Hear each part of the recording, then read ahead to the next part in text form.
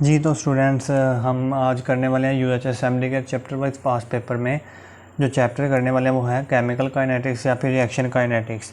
इसके MCQ solve करेंगे जो पास पेपर में आ चुके हैं। इससे पहले हम केमिकल काइनेटिक्स और फंडामेंटल कंसेप्ट्स ऑफ केमिस्ट्री के एमसीक्यू सोल्व कर चुके हैं और उसके वीडियो आपको प्लेलिस्ट वाले सेक्शन में मिल जाएगी। जो प्लेलिस्ट वाले सेक्शन में अगर आप देखेंगे तो आपके पास एक प्लेलिस्ट बनी होगी यूएचएस चैप्टर वाइज पास पेपर में, तो वहाँ पे आपको मिल जाएगी, तो उसको देख लें। अभी शुरू करते हैं केमिकल काइनेटिक्स के एमसीक्यूज़। तो एमसीक्यूज़ नंबर हमारे पास 1 है। In some reactants a product formed act as a catalyst, this phenomena is called. तो ये एक डेफिनेशन है ऑटो कैटलिस्ट की, जिसमें वो कह रहा है कि अगर हमारे पास कोई रिएक्टेंट है और वो कन्वर्ट हो रहा है पी प्रोडक्ट में, ठीक है, तो ये जो प्रोडक्ट बनी है यही कैटालिस्ट के तौर पे एक्ट करना शुरू कर देती है। तो इस कैटालिस्ट को हम कहते हैं ऑटो कैटालिस्ट। डी वाली ऑप्शन हमारे पास करेक्ट है। तो इस तरह के एमसीक्यू आपके डेफिनेशन वाले एमसीक्यू भी आते रहते हैं यूएचएस में, क्योंकि यूएचएस में कुछ मीडियम पेपर भी आता है, कुछ आसान पेपर भी आता है। ये आसान टाइप के एमसीक्यूज में आता है। आगे है the reaction rate in forward reaction decreases with the passage of time. कह रहा है एक हमारे पास है रिएक्शन जिसमें रिवर्सिबल रिएक्शन है, जिसमें ए कन्वर्ट हो रहा है प्रोडक्ट बी में। अब ये रिएक्शन है रिवर्सिबल, मतलब दो रिएक्शन होंगे, ए बी में कन्वर्ट हो रहा है, इसे हम फॉरवर्ड रिएक्शन कहेंगे, और बी ए में कन्वर्ट हो रही है जिसे हम कहेंगे रिवर्स रिएक्शन। अब वो कह रहा है ये जो फॉरवर्ड रिएक्शन है इसका जो रेट है वो डिक्रीज़ हो जाता है टाइम के साथ साथ, गुजरने के साथ साथ। तो इसकी रीज़न क्या है? अब देखो जो इसका जो टेबल भी, ग्राफ भी बना हुआ है बुक में, कि टाइम के गुजरने के साथ साथ ये जो रिएक्टेंट की कंसंट्रेशन है, रिएक्टेंट की फॉरवर्ड रिएक्शन के केस में वो क्या हो रही है? कम हो रही है। अब रिएक्टेंट की कंसंट्रेशन क्या हो रही है? कम। रिएक्टेंट की कंसंट्रेशन कम, जिसका मतलब है कि रिएक्टेंट के नंबर ऑफ मॉलिक्यूल्स क्या हो रहे हैं? कम। और रिएक्टेंट के नंबर ऑफ मॉलिक्यूल्स हो रहे हैं कम, तो मतलब रिएक्टेंट की आपस में कोलिजन क्या होगी? कम। और हमें पता है कि जो रिएक्शन होता है वो किसकी वजह से होता है? वो आपस में इलास्टिक, मतलब इफ़ेक्टिव कोलिजन्स की वजह से होता है। अब इफ़ेक्टिव कोलिजन ही कम हो रही है तो मतलब रिएक्शन कम हो रहा है। तो इन सब की अल्टीमेटली वजह क्या है? रेट ऑफ रिएक्शन कम होने की फॉरवर्ड रिएक्शन में, कि कंसंट्रेशन हमारे पास रेट की और रिएक्टेंट की क्या हो रही है? कम हो रही है। तो यहाँ पे हमारे पास कौन सी ऑप्शन है? Concentration of A reactant decreases, ये वाली ऑप्शन ठीक है। कंसंट्रेशन ऑफ प्रोडक्ट डिक्रीजेज ये नहीं है, प्रोडक्ट की वजह से नहीं। ऑर्डर ऑफ रिएक्शन चेंज ये भी नहीं है। टेम्परेचर का भी कोई इशू नहीं है। इसी तरह क्वेश्चन नंबर 3 वो कह रहा है फॉर द रिएक्शन, ये रिएक्शन है हमारे पास, the rate equation for the forward reaction is, कि फॉरवर्ड रिएक्शन के लिए रेट इक्वेशन क्या होगी? अगर ये रिएक्शन है तो इसका फॉरवर्ड रिएक्शन क्या होगा? फॉरवर्ड रिएक्शन यही होगा कि 2NO + O2 हमें मिलके दे रहे हैं 2NO फॉरवर्ड रिएक्शन। अब ये फॉरवर्ड रिएक्शन है तो इस फॉरवर्ड रिएक्शन में जो रेट होता है, मतलब किसी भी रिएक्शन का रेट जो होता है वो हम रिएक्टेंट की कंसंट्रेशन पे लिखते हैं। मतलब अगर हम इस फॉरवर्ड रिएक्शन का रेट लिखना है तो हम इन दो रिएक्टेंट की कंसंट्रेशन को लेंगे। तो रेट हम लिखते हैं rate is equal to K और कंसंट्रेशन ऑफ रिएक्टेंट मतलब NO की कंसंट्रेशन, फिर O2 की कंसंट्रेशन, ठीक है। अब NO की जो है कोफिशिएंट वो है 2, तो जो कोफिशिएंट होता है वो पावर बन जाता है। O का कोफिशिएंट 1 है तो वो इसकी पावर बन जाएगा। तो हमारे पास जो रेट आएगा वो आएगा R is equal to K, NO की पावर 2 और O2 की पावर 1। तो देखते हैं कौन सी ऑप्शन हमारे पास यहाँ पे करेक्ट है।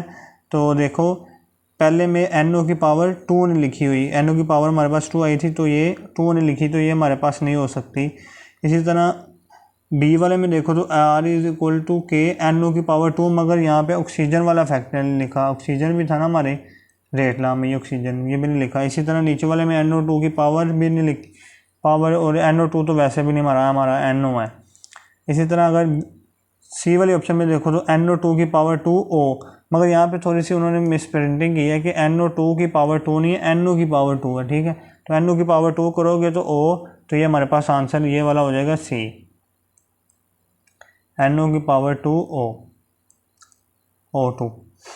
आगे क्वेश्चन है choose the type of catalyst in the following reaction. ये अगर आप गौर से देखो तो ये जो रिएक्टेंट है ये भी गैसियस स्टेट में है, रिएक्टेंट भी गैसियस स्टेट में है, नज़र नहीं आ रहा होगा क्योंकि ये ब्लर है इमेज। तो और ये जो कैटलिस्ट है ये भी गैसियस स्टेट में है। तो ऐसे कैटलिस्ट जो रिएक्टेंट और गैसियस मतलब कैटलिस्ट और रिएक्टेंट की अगर फिजिकल स्टेट सेम हो उस कैटलिस्ट को हम कहते हैं होमो कैटलिस्ट। तो इसको हम कहेंगे homo catalyst. Question number 5, what is the measure of activation energy in an endothermic process. हमारे पास एक प्रोसेस है जो कि एक एंडोथर्मिक प्रोसेस है। ये देख लो, इसकी मैंने डायग्राम यहाँ पे बनाई हुई है। ये एक प्रोसेस है जो एंडोथर्मिक है। एंडोथर्मिक से मुराद के जो रिएक्टेंट हैं, रिएक्टेंट की कंसनट्रेशन कम होगी और प्रोडक्ट की ज़्यादा होगी। ये भी एमसीक्यू आया हुआ है कि एंडोथर्मिक डायग्राम में प्रोडक्ट की क्या होती है, एनर्जी कंसनट्रेशन एनर्जी ज़्यादा होती है और रिएक्टेंट की कम होती है। तो ये एमसीक्यू आया हुआ है कि एंडोथर्मिक में प्रोडक्ट की एनर्जी कम होती है ज़्यादा, तो प्रोडक्ट की ज़्यादा होती है। तो मतलब अगर ये एंडोथर्मिक रिएक्शन है तो इसमें ये रिएक्टेंट को यहाँ से प्रोडक्ट में कन्वर्ट होना है, ठीक है जी। अब प्रोडक्ट में कन्वर्ट होना है तो ये हमारे पास एक रिवर्सिबल रिएक्शन होगा। रिवर्सिबल रिएक्शन होगा मतलब ये जो ए प्रोडक्ट है इसको कन्वर्ट होना है, ए प्रोडक्ट को कन्वर्ट होना है बी में। मतलब ये दो तरह के रिएक्शन होंगे, एक तो फॉरवर्ड होगा ए बी का फॉरवर्ड, और एक रिवर्स होगा जिसमें बी ए में जा रही है। तो फॉरवर्ड कौन सा होगा, ये रिएक्टेंट को प्रोडक्ट में जो कन्वर्ट होना है उसे हम कहेंगे फॉरवर्ड। और फॉरवर्ड के लिए हमारे पास जो एनर्जी ऑफ एक्टिवेशन होगी उसे हम कहेंगे EF। आपको पता है एनर्जी ऑफ एक्टिवेशन ऐसी एनर्जी है जो हमें रिएक्टेंट को चाहिए होती है ताकि ये वाला जो एनर्जी हिल है उसको वो पार कर सकें, ठीक है। तो फॉरवर्ड के लिए हमारे पास जो एनर्जी ऑफ एक्टिवेशन है वो EF, और रिवर्स के लिए हमारे पास जो एनर्जी ऑफ एक्टिवेशन है रिवर्स रिएक्शन चूँकि यहाँ से यहाँ वापस रिएक्टेंट की तरफ आना है, तो रिवर्स रिएक्शन के लिए ये एनर्जी ऑफ एक्टिवेशन हमारे पास होगी जिसको हम ER कहेंगे।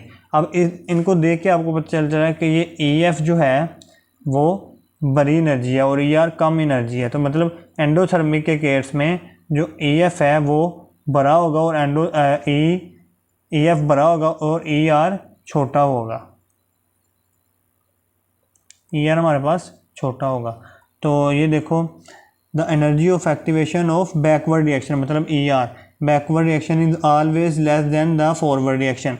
तो ये बात ठीक है कि अभी हमने देखा कि एनर्जी ऑफ बैकवर्ड रिएक्शन मतलब ER वो क्या होगी, लेस होगी, और EF फॉरवर्ड रिएक्शन की एनर्जी ज़्यादा होगी। मगर अगली वाली ऑप्शन भी देखते हैं उसमें क्या कहता है, the energy of activation of forward and backward reaction same नहीं होती, दोनों की फॉरवर्ड की ज़्यादा होती है, बैकवर्ड की कम होती है। Energy of activation of backward reaction is more than the forward. तो बैकवर्ड की मोर नहीं होती, फॉरवर्ड की ज़्यादा होती है, बैकवर्ड की तो कम होती है, ठीक है। आगे है the energy of activation of forward reaction is less than the backward reaction. Forward की क्या कम होती है बैकवर्ड से, फॉरवर्ड की तो ज़्यादा होती है, फॉरवर्ड की ज़्यादा होती है। यहाँ पे देखो फॉरवर्ड की ज़्यादा होती है, तो मतलब डी वाली ऑप्शन भी नहीं होगी हमारे पास, ए वाली ऑप्शन ठीक थी, तो ए हमारा आंसर होगा। आगे है जी, if the energy activated complex is close to energy of reactant it means that the reaction is. यहाँ पे ये देखो, ये मैंने कर्व बनाई है एक्सोथर्मिक की, जिसमें क्या होता है कि प्रोडक्ट की जो एनर्जी है वो कम होती है और रिएक्टेंट की एनर्जी ज़्यादा होती है। तो ऐसी कर्व को हम कहते हैं ये एक्सोथर्मिक कर्व है, ठीक है।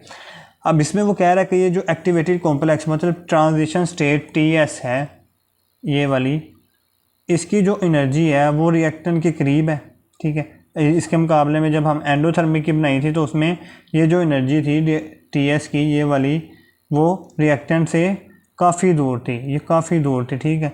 तो वो कह रहा है जब ये रिएक्टेंट के पास होगी तो फिर हमारी जो रिएक्शन है वो क्या होगा, फास्ट के स्लो। तो हमें पता है कि जो रिएक्शन है अगर ये ट्रांजिशन स्टेट रिएक्टेंट के पास है मतलब ये एनर्जी जो डिफरेंस है वो क्या है, कम है।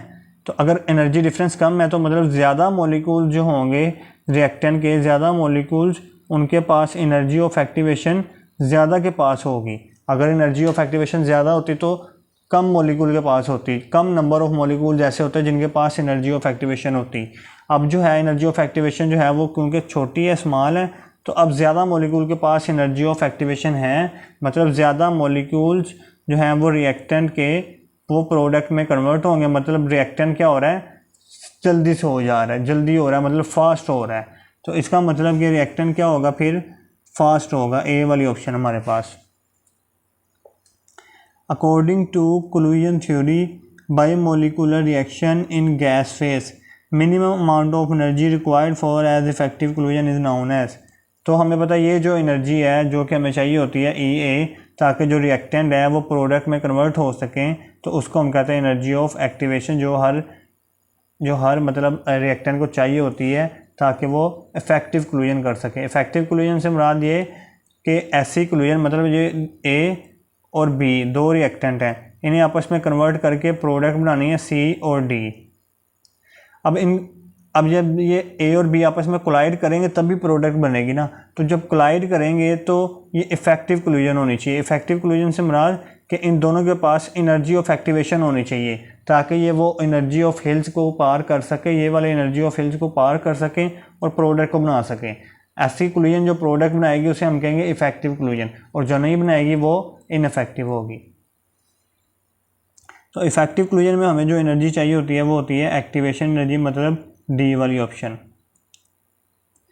आगे है, if the energy of activated complex is very low, energy जो है हमारे पास बहुत energy, if the energy of activation of a chemical reaction is low, then the rate of that chemical reaction is observe to be high because. अब वो कह रहा है कि हमारे पास जो एनर्जी ऑफ एक्टिवेशन है वो क्या है, लो है। लो से मुराद कि एनर्जी ऑफ एक्टिवेशन कम है। तो मतलब ये कि अब मॉलिक्यूल जो हैं वो ज़्यादा मॉलिक्यूल जैसे हो गए हैं जिनके पास एनर्जी जो है वो एनर्जी ऑफ एक्टिवेशन के बराबर है या फिर ज़्यादा है। मतलब ये कि अगर एनर्जी ऑफ एक्टिवेशन ज़्यादा होती तो बहुत कम मॉलिक्यूल ऐसे होते हैं जिनके पास एनर्जी ऑफ एक्टिवेशन जितनी एनर्जी होती। अब जो है एनर्जी ऑफ एक्टिवेशन जो है वो लो है, तो अब जो नंबर ऑफ मॉलिक्यूल्स हैं जिनकी एनर्जी जो है वो एनर्जी ऑफ एक्टिवेशन के बराबर हो गई है या फिर इससे ज़्यादा हो गई है, वो ज़्यादा हो गए, नंबर ऑफ मॉलिक्यूल्स बढ़ गए हैं।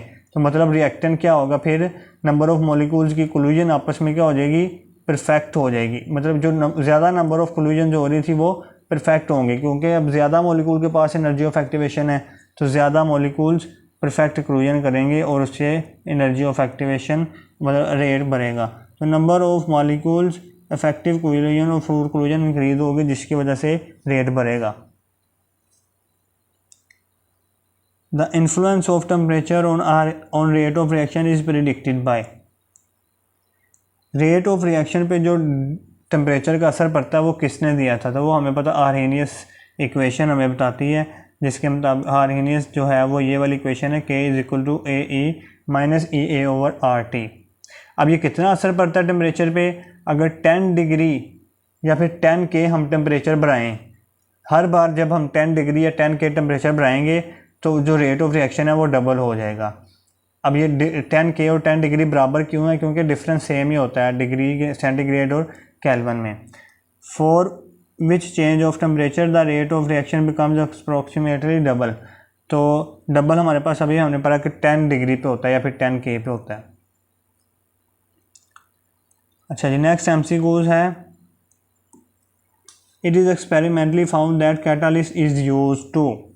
तो कैटालिस्ट हम क्यों यूज़ करते हैं, कैटालिस्ट हम यूज़ करते हैं ताकि क्या हो सके, ताकि ये जो एनर्जी ऑफ एक्टिवेशन है ई ए इसको कम कर सके। कैटालिस्ट क्या करते हैं, ये एनर्जी ऑफ एक्टिवेशन को, ये जो एनर्जी ऑफ एक्टिवेशन है इसको कम कर देते हैं। पहले अगर ये एनर्जी ऑफ एक्टिवेशन इतनी थी यहाँ से यहाँ तक, तो कैटालिस्ट यूज़ करेंगे तो ये एनर्जी ऑफ एक्टिवेशन यहाँ से यहाँ तक रह जाएगी, मतलब कम हो जाएगी, यहाँ से बहुत कम हो जाएगी। अब ये नई एनर्जी ऑफ एक्टिवेशन जो है वो नई एनर्जी ऑफ एक्टिवेशन यहाँ से यहाँ तक है, तो एनर्जी ऑफ एक्टिवेशन कम होगी, मतलब ज़्यादा नंबर ऑफ मॉलिक्यूल्स के पास एनर्जी जो है वो एनर्जी ऑफ एक्टिवेशन के बराबर है। ज़्यादा number of molecules of reactant जो हैं वो प्रोडक्ट में जाएंगे, तो मतलब number of rate of reaction, हमारा रेट ऑफ रिएक्शन बढ़ेगा।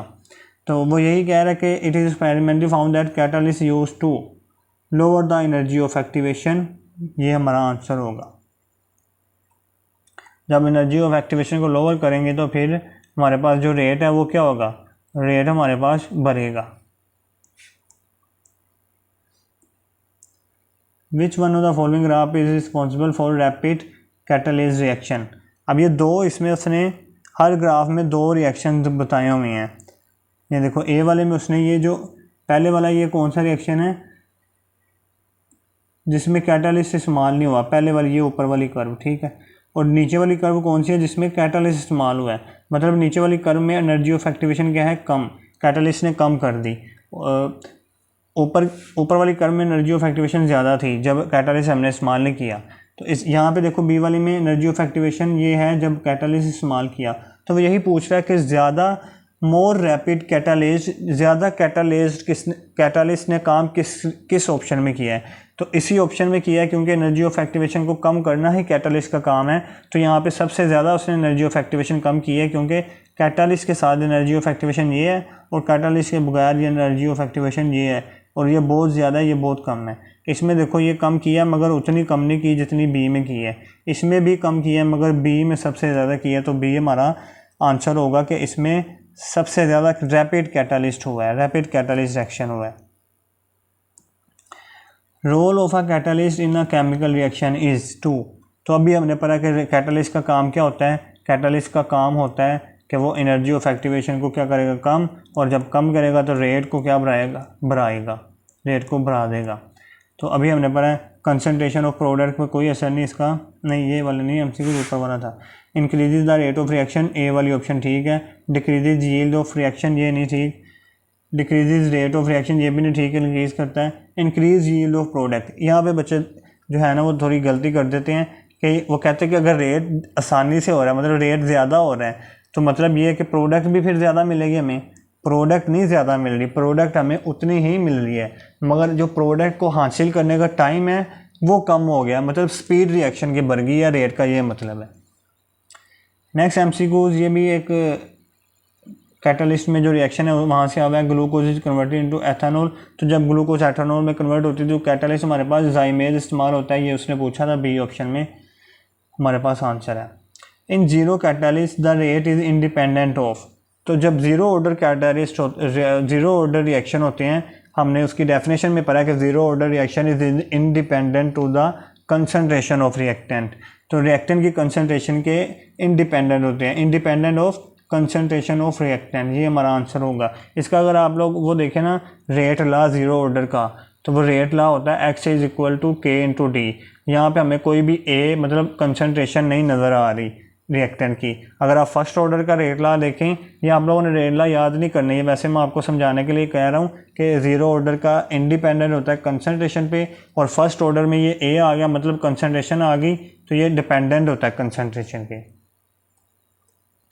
ये आपको याद नहीं करने, बस वैसे मैंने दिखाए हैं।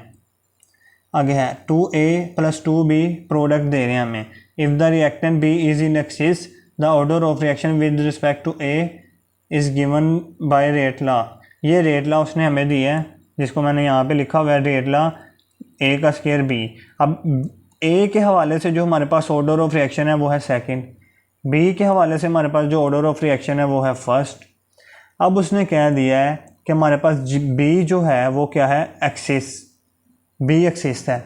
और जब कोई रिएक्टेंट एक्सिस में हो जाता है ना तो फिर उस पर रेट डिपेंड नहीं करता, मतलब यहाँ पे जो b था इस पे तो रेट अब डिपेंड ही नहीं करेगा क्योंकि ये एक्सेस में हो गया।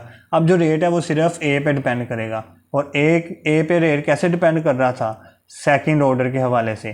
तो मतलब जो ऑर्डर ऑफ रिएक्शन इसका होगा फिर वो क्या होगा, second order of reaction, a वाली ऑप्शन ठीक होगी, सेकंड ऑर्डर ऑफ रिएक्शन। आगे जी, the rate constant k is 0.693 per minute, half life for first order will be. अब हाफ लाइफ हमने फाइंड करनी है फर्स्ट ऑर्डर की, हमें हाफ लाइफ फर्स्ट ऑर्डर का जो एक्सप्रेशन है वो याद होना चाहिए, दैट इज़ 0.693/k। अब उसने k की हमें वैल्यू दे दी है और वो कह रहा है कि हाफ लाइफ की वैल्यू फाइंड करो। तो हम k की जगह पे लिखेंगे k की वैल्यू 0.693/k की वैल्यू 0.693। जब इसको डिवाइड करेंगे हमारे पास आएगा 1, और यहाँ पे देखो उसने 0.693 k की वैल्यू किसमें दी थी, मिनट में। तो हमारे पास यहाँ पे जो 1 के साथ फिर हम क्या लिखेंगे, मिनट, 1 मिनट हमारे पास आंसर आ जाएगा हाफ लाइफ का, A option. Unit of k in first order reaction. तो के के यूनिट के लिए हमारे पास एक ही शॉर्टकट है, दैट इज़ के इज़ इक्वल टू मोल पर डेसीमीटर क्यूब की पावर 1 माइनस एन पर सेकेंड। एन यहाँ पे क्या है, एन है ऑर्डर ऑफ रिएक्शन।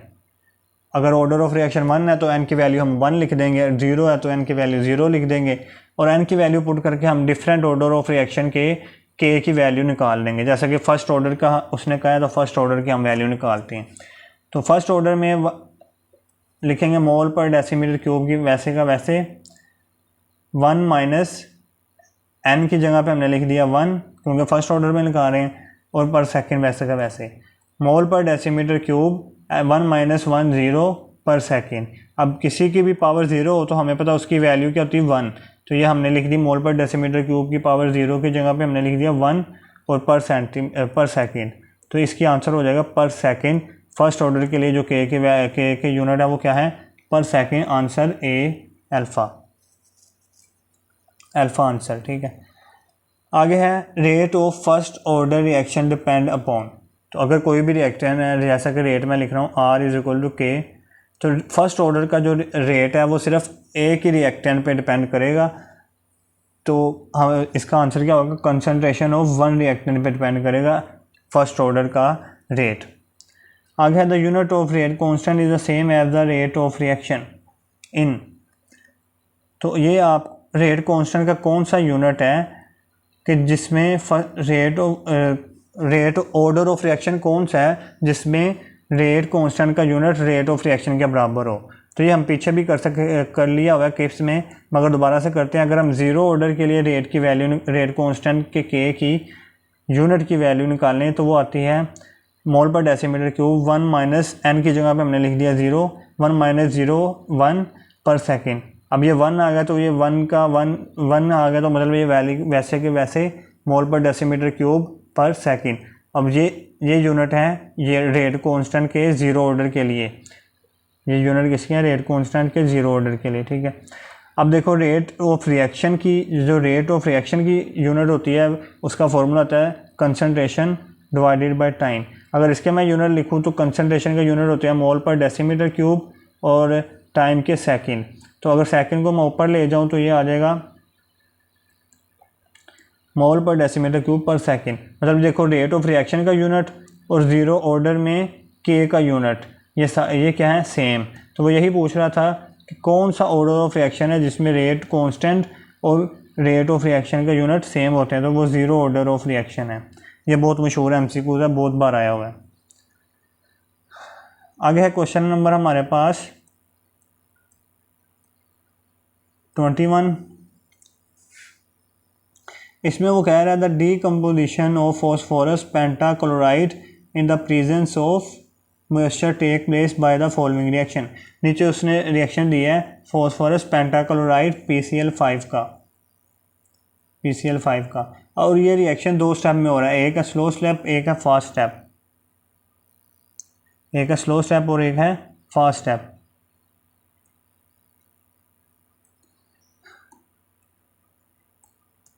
स्लो और फास्ट स्टेप। अब जो रेट ला हम लिखते हैं वो कहता है रेट इक्वेशन लिखो इस रिएक्शन की। जो रेट ला हम लिखते हैं वो आप लोग याद रख लें कि रेट ला जो होता है वो सिर्फ हम अगर दो आ जाएं, स्लो भी और फास्ट रिएक्शन भी, एक ही रिएक्शन के दो स्टेप आ जाएं, स्लो भी और फास्ट भी, तो जो रेट ला हम लिखते हैं वो स्लो स्टेप के लिए लिखते हैं। मतलब स्लो स्टेप के जो रिएक्टेंट है उसके लिए रेट ला लिखेंगे। तो rate is directly proportional to the concentration of reactant. तो देखो स्लो स्टेप में कौन से रिएक्टेंट हैं, स्लो स्टेप में हमारे पास हैं PCl5 और वाटर, दो रिएक्टेंट है, और इनकी कोफिशिएंट क्या है, कोफिशिएंट इनमें 1 1 है, मतलब पावर भी 1 1 आएगी इनकी। तो rate is equal to K PCl5 H2 और पावर इनकी 1 1।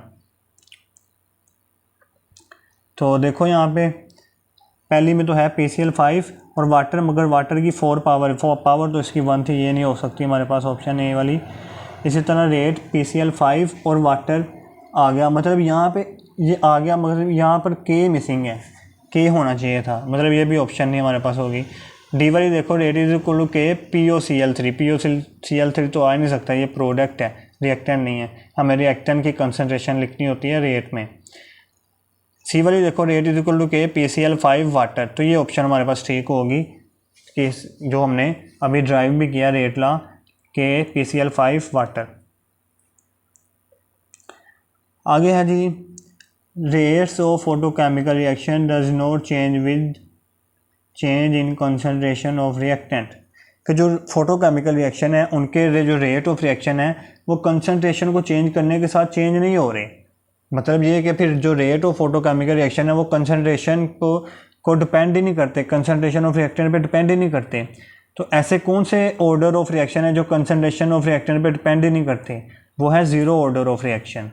ज़ीरो ऑर्डर ऑफ रिएक्शन ऐसे रिएक्शन है जो कि इंडिपेंडेंट होते हैं कंसंट्रेशन ऑफ रिएक्टेंट आर के। तो उसने यही पूछा है, तो फिर what is the order of such reaction, photochemical reaction का ऑर्डर क्या होगा? तो फिर वो ज़ीरो ऑर्डर होगा, क्योंकि zero order reaction photochemical reaction मतलब zero order concentration of reactant पर डिपेंड ही नहीं करते। अच्छा जी, आगे देखते हैं the half life of N2O5 at 45 degree centigrade is 24 minute. Half life ये है हमारे पास।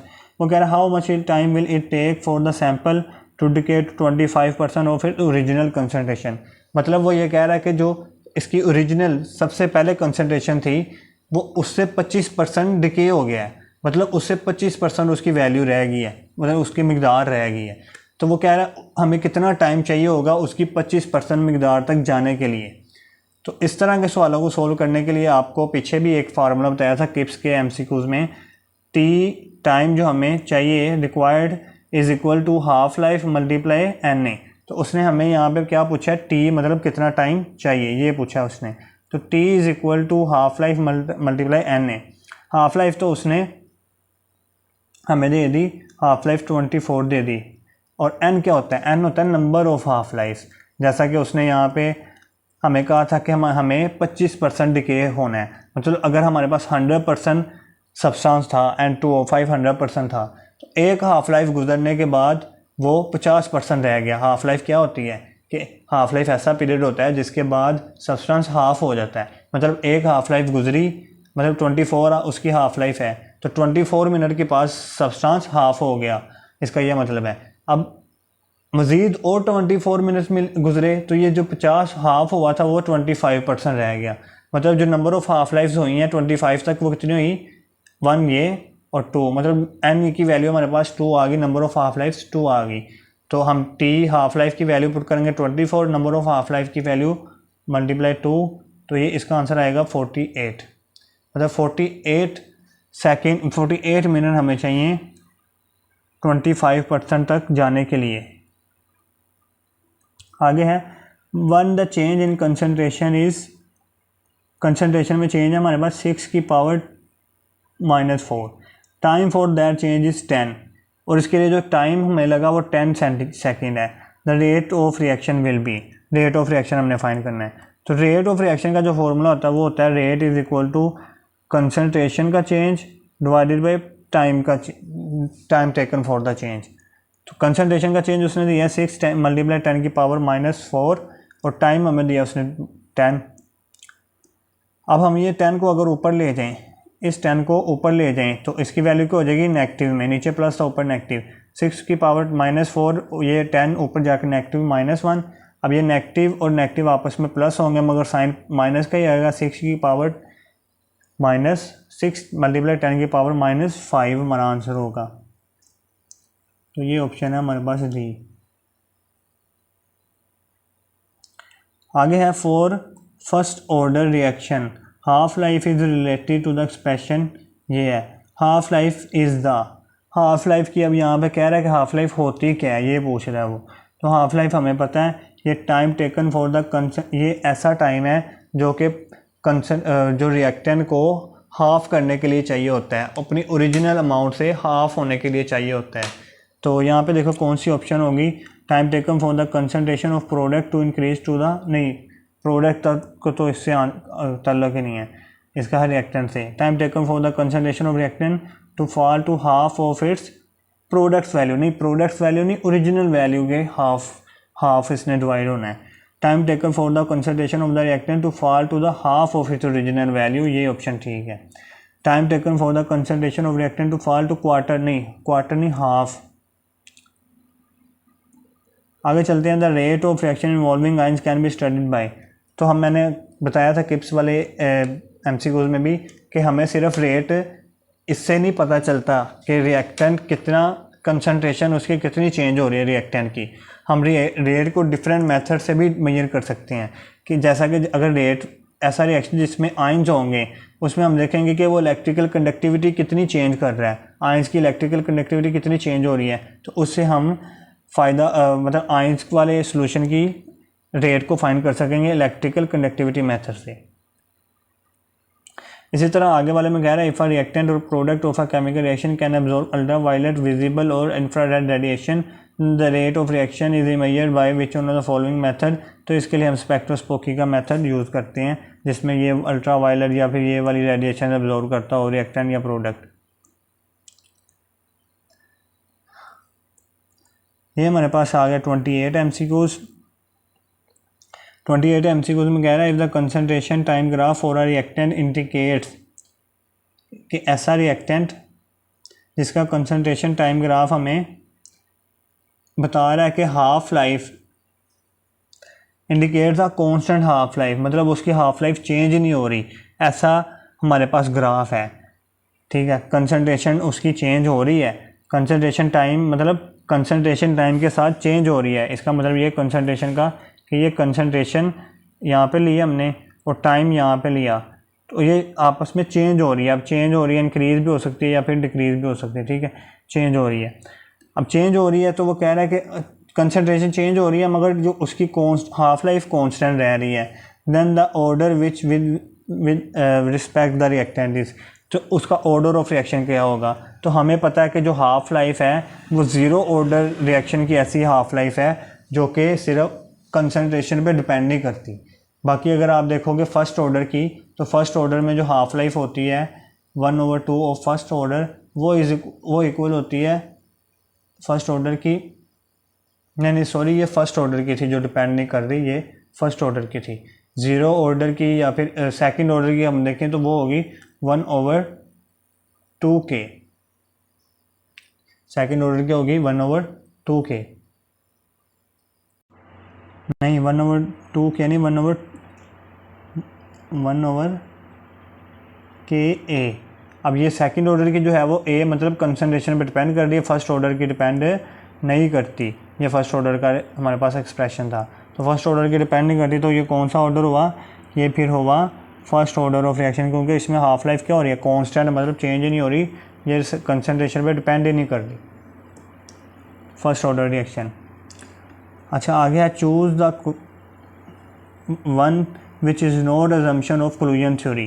कोलिजन थ्योरी के अजम्पशन 3 इसे हमने पढ़े थे कि अगर रिएक्टेंट को प्रोडक्ट में कन्वर्ट होना है तो उसके रिएक्टेंट को प्रोडक्ट में कन्वर्ट होना है तो उनको आपस में कोलाइड करना पड़ेगा।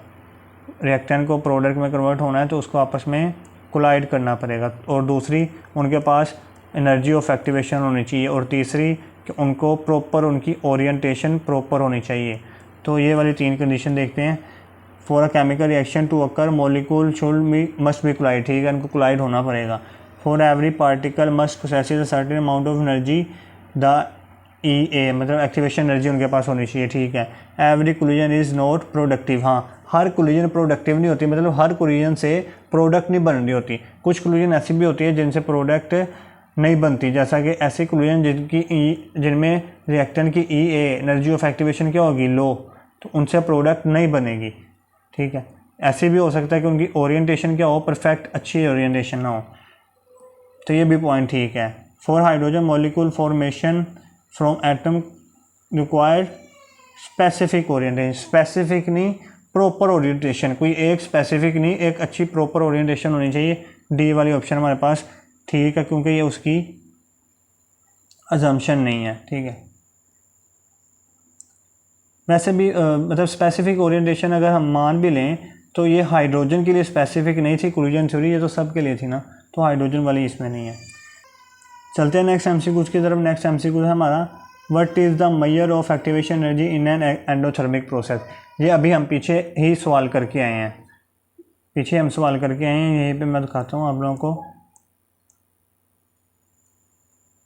हाँ, ये पहले पेज पे हम करके आए हैं। ये जो क्वेश्चन था ये देखो, what is the measure of activation energy in an endothermic reaction. तो इसका आंसर हमने ए लगाया था कि एंडोथर्मिक रिएक्शन में जो फॉरवर्ड की एनर्जी होती है वो ज़्यादा होती है रिवर्स से। तो इसका आंसर भी ए ही होगा, वही एमसीक्यू इस यहाँ पे रिपीट हुआ था। आगे है the unit for the rate constant is the same as that of the rate of the reaction in. कौन सी यहाँ पे हमने अभी ये भी पीछे किया कि जो ज़ीरो ऑर्डर होता है उसका यूनिट जो है, अभी हमने पीछे किया था, ये यहाँ पे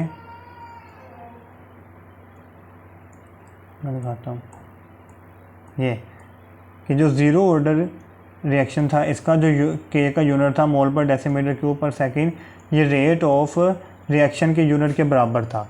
तो यही वो दोबारा एमसीक्यूज़ वहाँ पे आ गया, रिपीट हो गए MCQs. The unit of rate constant is the same as the rate of the reaction in. तो ये हमें पता है ज़ीरो ऑर्डर में ए वाली option. The study of rates of chemical reaction and the factor affecting the rate of chemical reaction is known as. तो इसको हम केमिकल काइनेटिक्स कहते हैं, जिसमें हम रेट ऑफ रिएक्शन और फैक्टर जो रेट ऑफ रिएक्शन को अफेक्ट करते हैं उसकी स्टडी करते हैं। आगे कह रहा है कि फॉर द रिएक्शन ए जो है वो प्रोडक्ट हमें कोई दे रहा है, कह रहा है अगर हम कंसनट्रेशन ए की डबल कर देते हैं तो रेट ऑफ रिएक्शन क्या हो रहा है, 4 टाइम्स हो रहा है। तो कह रहा है इसका मतलब क्या है कि ऑर्डर ऑफ रिएक्शन क्या होगा। तो इसके लिए इस तरह के मैंने कहा था कि इस तरह के सवालों के लिए जिसमें आपको वो रेट, कंसंट्रेशन और ऑर्डर ऑफ रिएक्शन से खेलता है। यहाँ पे उसने कह दिया कि हमारे पास जो अगर हम कंसंट्रेशन को ए की डबल कर देते हैं तो रेट 4 हो रहा है, 4 टाइम्स हो रहा है। तो अब हमें एन की वैल्यू क्या रखनी पड़ेगी कि ये 2 और 4 बराबर हो जाएं। एन की वैल्यू अगर हम 2 रखते हैं तो इसका मतलब यह है कि 2 को हम 2 बार मल्टीप्लाई कर रहे हैं, 2 टू द 4 मतलब बराबर हो गया। तो एन की वैल्यू 2 रख रहे हैं मतलब ऑर्डर ऑफ रिएक्शन क्या होगा फिर इसका, एन का मतलब ऑर्डर ऑफ रिएक्शन ही होता है, ऑर्डर ऑफ रिएक्शन 2 होगा, सेकेंड ऑर्डर ऑफ रिएक्शन। तो डी वाली ऑप्शन। आगे for which of the following order of reaction rate of reaction is inversely proportional to the concentration. तो हमें पता है कि जो रेट ऑफ रिएक्शन है वो डायरेक्टली प्रोपोर्शनल होता है कंसंट्रेशन ऑफ रिएक्टेंट के। मतलब अगर रेट डायरेक्टली प्रोपोर्शनल होगा तो इसका मतलब ये है कि कंसंट्रेशन अगर हम बढ़ा रहे हैं तो रेट भी बढ़ रहा है, अगर कंसंट्रेशन हम बढ़ा रहे हैं तो रेट भी बढ़ रहा है। तो इसमें वो कह रहा है कि कौन सा ऑर्डर ऑफ रिएक्शन है जिसमें अगर हम रेट जो है वो इन्वर्सली प्रोपोर्शनल है कंसंट्रेशन के, मतलब कंसंट्रेशन अगर बढ़ाएं तो रेट कम हो जाए, तो वो नेगेटिव ऑर्डर ऑफ रिएक्शन होता है। तो यही थे हमारे पास पास पेपर के एमसीक्यूज़ 2020 तक। इसके अलावा 2022 और 2023 के एमसीक्यूज़ रहते हैं, वो भी इंशाल्लाह मैं या तो नेक्स्ट वीडियो में या फिर इसी वीडियो में ऐड करके आपको दे दूँगा। तो इसको लाइक, शेयर और सब्सक्राइब करें। शुक्रिया।